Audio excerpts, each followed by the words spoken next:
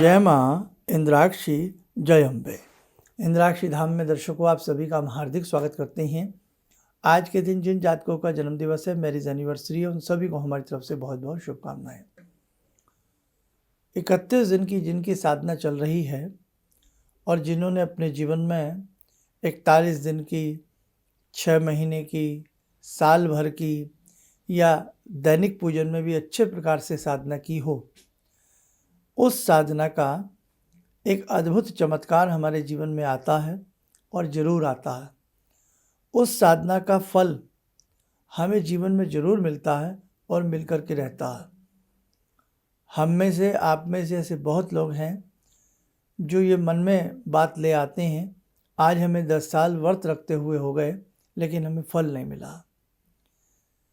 क्या भाव से की गई साधना का फल मिलता है? नहीं मिलता। निष्काम भाव से की गई साधना का फल मिलता है। कुछ ऐसी ही चर्चा इस अंक में होने वाली है। और जितने भी साधक इस समय अपनी साधनाओं में लगे हैं, चाहे वो 31 दिन की हो, दैनिक पूजन की रोज की साधना हो, वो आज के इस कार्यक्रम को जरूर सुनिएगा। आज हम ये भी आपको बताएंगे कि आज छोटे मोटे चुटकुले से बता करके हमें साधना मार्ग से भटकाया जाता है। कैसे भटकाया जाता है, सारी जानकारी इसमें दी जाएगी। पहले आज का पंचांग 12 मार्च सन 2024, दिन मंगलवार, संवत 2080, फाल्गुन मास, शुक्ल पक्ष, तिथि द्वितीया, नक्षत्र रेवती, राहु काल 3 से 4:30, दिशा सूर्य उत्तर दिशा। सबसे पहले अपने उन सभी भक्तों को, साधकों को बहुत बहुत शुभकामनाएं जो 31 दिन की साधना में, और उन भक्तों को भी शुभकामनाएं जो प्रतिदिन अपने पूजा घर में बैठ कर के अपनी नित्य की साधना बहुत अच्छे से करते हैं। 31 दिन के जो भी साधक हैं, आज करते करते 12 मार्च आ गई है और 25 मार्च तक की साधना चलने वाली है। तो कहने का भाव कि देखो, आधी साधना का पड़ाव आप लोग पार कर चुके हैं, आधी साधना आपकी और बची है। भगवती की कृपा से, अम्बे रानी की कृपा से ये जो आधी साधना बची है, ये भी बहुत अच्छे से आपकी हो जाएगी, चिंता नहीं करना। अब मैं एक बहुत मुख्य बात, अगर आप उसे बहुत हृदय से सुनेंगे, अंतः मन से सुनेंगे, तो मेरी बात आज वाली समझ में आएगी और इसको गांठ बांध लेना। ज़िंदगी में बेटे आप मार नहीं खाओगे। आज मैं आपको बहुत बड़ा एग्जाम्पल देने जा रहा हूँ। एक कुछ लोगों के लिए बड़ा हो सकता है, कुछ लोगों के लिए सामान्य भी बात हो सकती है। अब सुनो, आपने 41 दिन की साधना की।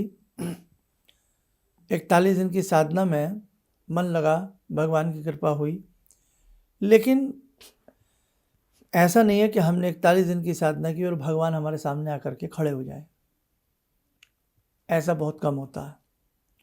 आगे बढ़ो।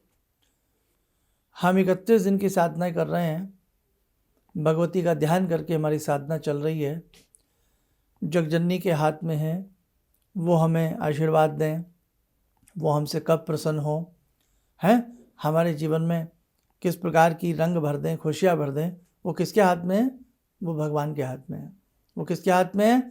वो भगवती के हाथ में है। आज आधी साधना हो गई, 10-15 दिन और रह गए, साधना पूरी हो जाएगी। भगवती के हाथ में है, वो साधना करा रही हैं, हम लोग साधना कर रहे हैं। अब दूसरी बात, जीवन में जो साधक पिछले 30 सालों से साधना कर रहा है, 10 मिनट रोज करता है, 20 मिनट रोज करता है, सभी करते हैं ना।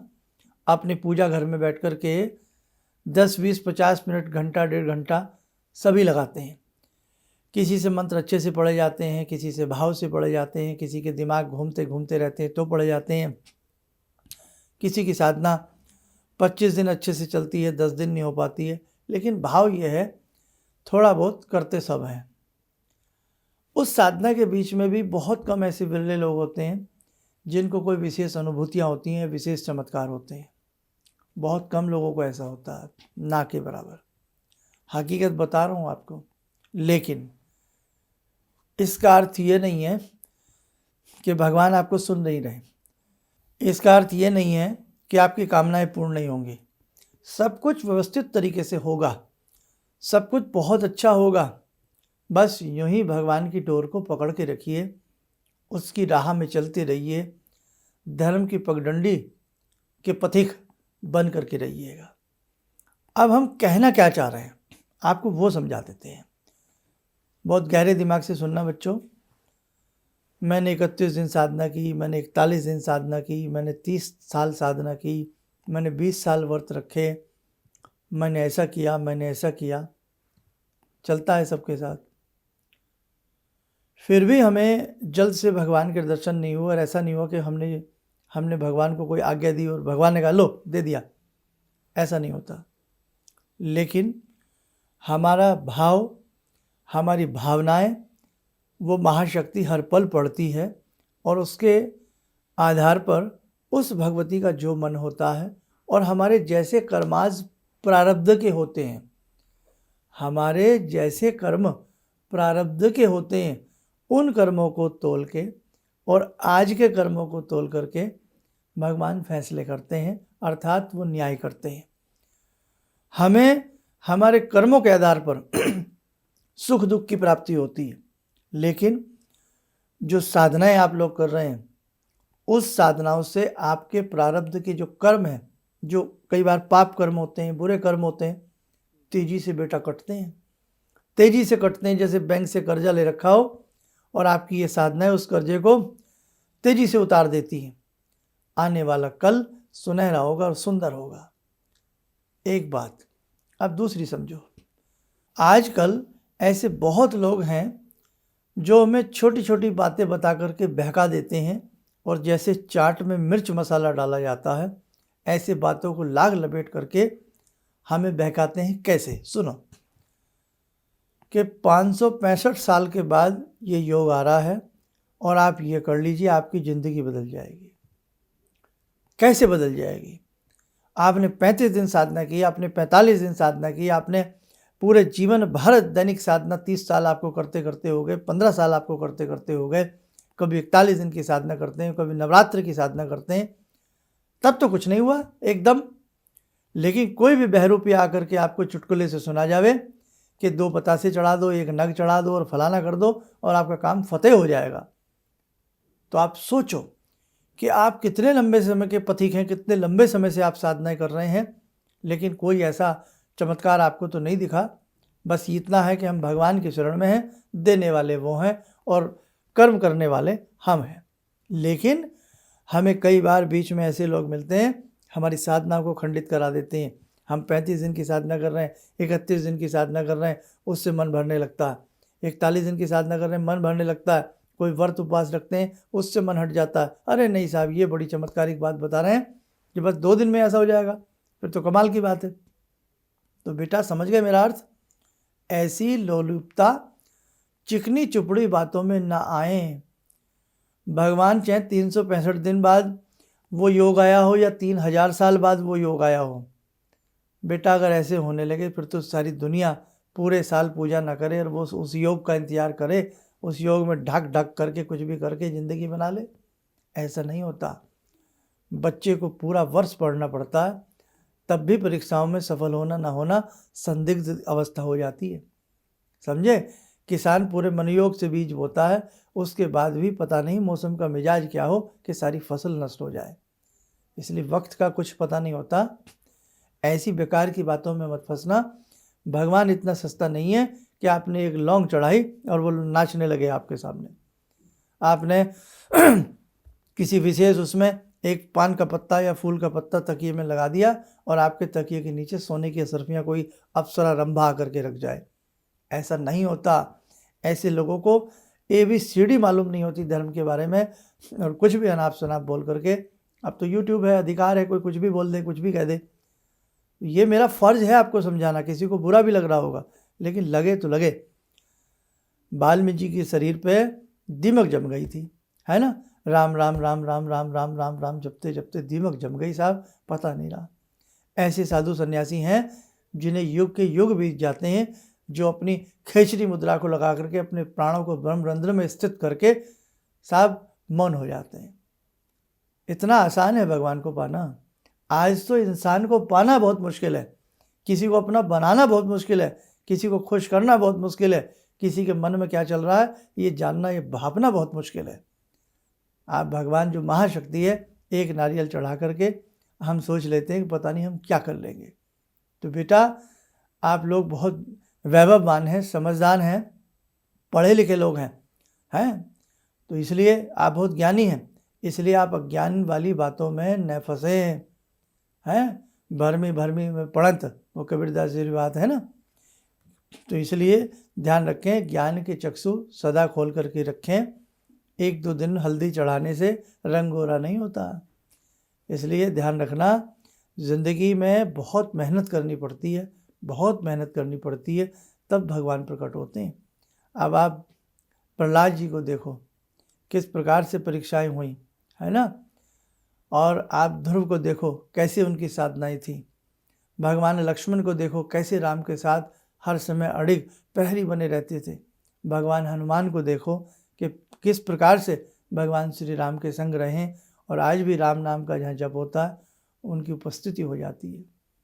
और हम लोग खाने पीने पे हमारा अंकुश नहीं है, हमारा किसी चीज़ पे अंकुश नहीं है, हमारे व्यवहार में हमारा अंकुश नहीं है, हमारे झूठ तफैल बोलने पे हमारा अंकुश नहीं है, हमारे पहनने पे हमारा अंकुश नहीं है, हमारे सोने जागने पे हमारा अंकुश नहीं है, हमारे खाने कमाने पे हमारा अंकुश नहीं है।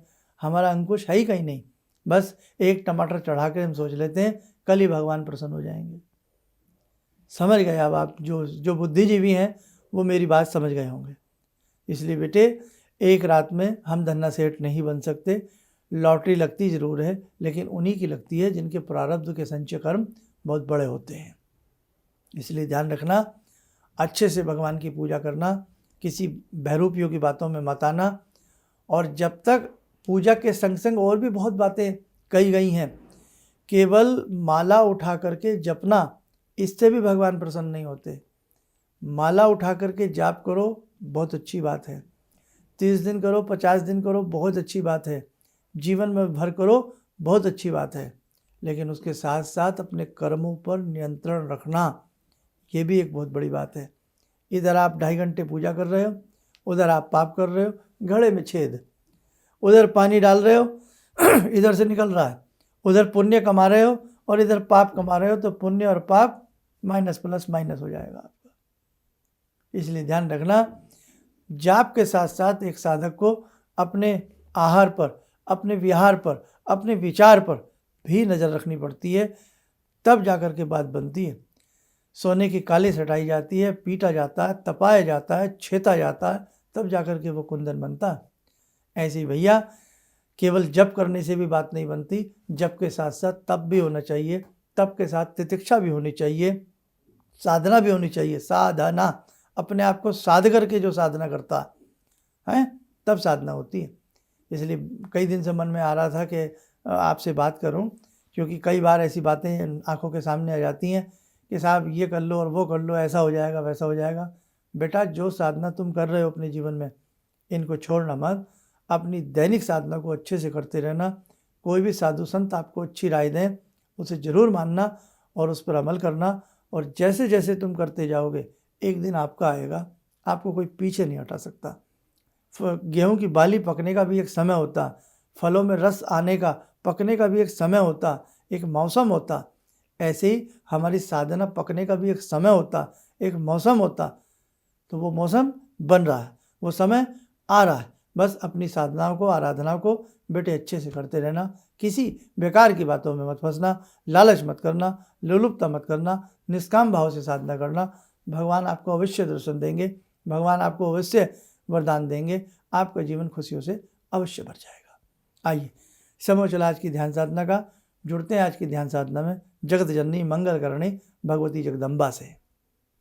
ॐ सिन्दूरारुणविग्रहां त्रिनयनां माणिक्यमूलस्फुरात् स्तारानायकशेखरं स्मितमुखी भापेन वाक्छोरुवां पाणिभ्यामलपूर्णरत्नचषकां रत्नोत्परां बिभ्रति सौम्यां रत्नगटस्थरक्तचरणां ध्यायेत् परां अम्बिकां खड्गं चक्रगदेषु चापपरिगान् चूलम्बुसोण्डिं शिरा शङ्खं समदधतीं करे स्त्रीनयनां सर्वाङ्गभूषावृतां नीलास्मद्युतिमास्य पाददशकां सेवे महाकालिकां यामास्तो स्वपितैहरो कमलजो हन्तुं मधुं कैटवम् विद्युद्दाम समप्रभां मृगपते स्कन्दस्थितां भीषणां कन्या विहकरवालखेटविलसा धस्ताविरासेवितां हस्तैश्चक्रगदाशिखेटविशिखां चापं गुणं तर्जनीं विप्राणामलिलात्मिकां शशिधरां दुर्गां त्रिनेत्रां भजे। कवच बना लें, ध्यान करें, देवी माँ का शुभ आशीष हम सबके ऊपर बरस रहा है।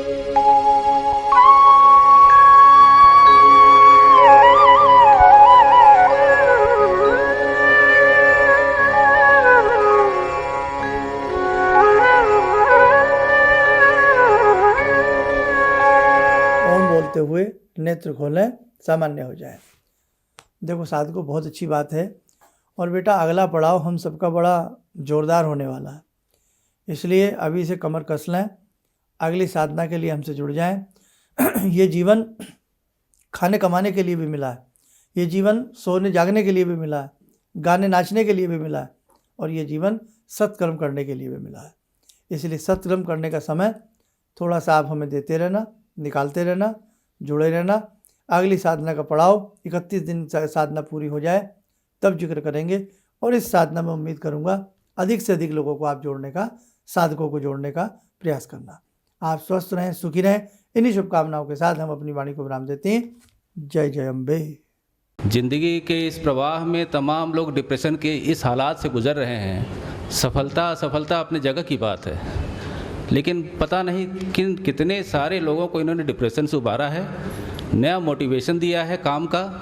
इनका जो एक अनुभव था कि एक मेरी बातें इनसे लगातार कभी कभार हो जाया करती हैं। एक दिन मेरी बात हो रही थी, अचानक इन्होंने प्रश्न किया कि क्या आपके यहाँ कौवे आ रहे हैं। मैं बहुत तेज चौंका। करीब 4-5 दिनों से कौवों का झुंड मेरे घर पे मंड रहा था। तो मैं यही सोचने परेशान था, ये शुभ है अशुभ है, क्या चीज़ है। तो मैंने प्रश्न किया कि क्या मैंने आपको बताया कि मेरे घर में कौवे आ रहे हैं। कहने नहीं, मुझको दिखाई पड़ रहा है। तो कुछ तो अलौकिक है इनमें। दूसरा क्या, जो इनका उद्देश्य है, जब महाकुंभ में आए थे, मेरी इनसे वार्ता हुई, तो मैंने इनका उद्देश्य जानना चाहा कि किस उद्देश्य के लिए आप काम कर रहे हैं। तो जो उद्देश्य उन्होंने मुझको बताया, मैं मन से इनके उद्देश्य के साथ जुड़ गया। इनके साथ तो जुड़ा था ही, अब इनके उद्देश्य के साथ भी हूँ मैं। किसी भी समस्या के समाधान के लिए मिले प्रसिद्ध हस्तरेखा एवं वास्तु विशेषज्ञ प्रोफेसर धर्मेंद्र शर्मा जी से। नोट: शिविर में भाग लेने हेतु एवं व्यक्तिगत रूप से मिलने के लिए कॉल करने का समय सुबह 10 बजे से शाम 6 बजे तक। हमारे विभिन्न ज्ञानवर्धक कार्यक्रम देखने के लिए आप हमें अभी सब्सक्राइब करें, बेल आइकन को प्रेस करें ताकि आप देख सकें हमारा कार्यक्रम सबसे पहले। और अधिक जानकारी के लिए फेसबुक पेज को लाइक करना न भूलें।